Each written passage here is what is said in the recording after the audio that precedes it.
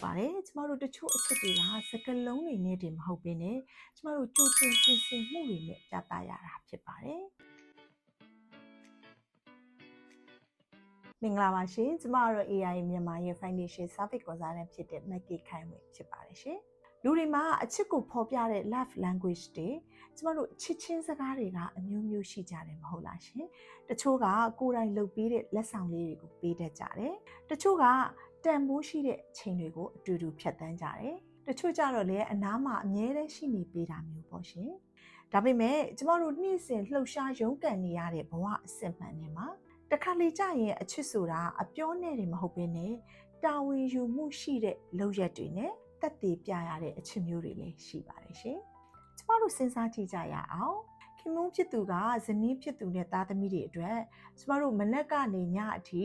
အလုပ်လုပ်နေရတဲ့အခါငါပင်ပန်းသမျှဟာငါဇနီးနဲ့ငါသားသမီးတွေအနာဂတ်မှာဘာမှပူစရာမလိုဘဲနဲ့စိတ်ချမ်းချမ်းသာသာနေရဖို့အတွက်စူးစမ်းပေးနေတာဟာခင်မွန်းတယောက်ရဲ့အနဲ့ဆိုင်ဆုံးအချစ်ပဲမဟုတ်ဘူးလားရှင်ဒီလိုပဲဇနီးတယောက်အနေနဲ့ကလည်းခင်မွန်းဖြစ်သူအပြင်မှာအလုပ်လုပ်နေတဲ့အချိန်မှာသားသမီးတွေရဲ့ပညာရေးအိမ်မှုကိစ္စတွေကိုထိမ့်သိမ်းဆောက်ရှောက်ပေးနေတာကလည်းဇနီးတယောက်ရဲ့ချစ်ချင်းမြတ်တာပဲဖြစ်ပါတယ်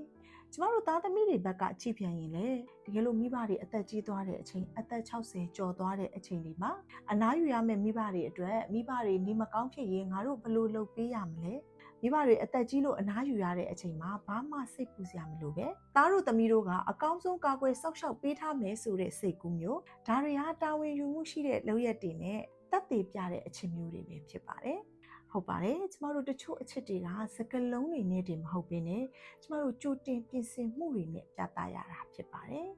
Life Insurance ဆိုတာကလည်းလေလူတွေထင်သလိုငွေကြေးအကာအကွယ်တတ်တယ်မဟုတ်ပါဘူးငါမရှိတဲ့နေ့ရောက်ခဲ့ရင်တော့ငါချစ်ရတဲ့သူတွေအဆင်ပြေနေစေခြင်းနဲ့ဆိုတဲ့ကမ္ဘာမှာအနှက်ဆိုင်ဆုံးတာဝန်ယူမှုအရှိဆုံး love language တစ်မျိုးပဲဖြစ်ပါတယ်ဒီနေ့ကျွန်မပြောပြတဲ့အကြောင်းအရာလေးတွေကအကျိုးရှိမယ်လို့မျှော်လင့်ပါတယ်ရှင်ကိုယ့်ရဲ့အချစ်ကိုလုံခြုံမှုရှိတဲ့ခိုင်မာတဲ့ကြိုတင်ပြင်ဆင်မှုတွေနဲ့သက်သေပြဖို့အတွက်စနစ်တကျတိုင်ပင်ဆွေးနွေးခြင်းနဲ့ဆိုရင်တော့အချိန်မျိုးဆက်သွယ်မေးမြန်းပြီးတော့တိုင်ပင်ဆွေးနွေးနိုင်ပါတယ်ရှင်အားလုံးပဲချစ်ချင်းမြတ်တာအပြည့်နဲ့လုံခြုံမှုတွေပြည့်စုံတဲ့နေ့ရက်တွေကိုပိုင်ဆိုင်နိုင်ကြပါစေရှင်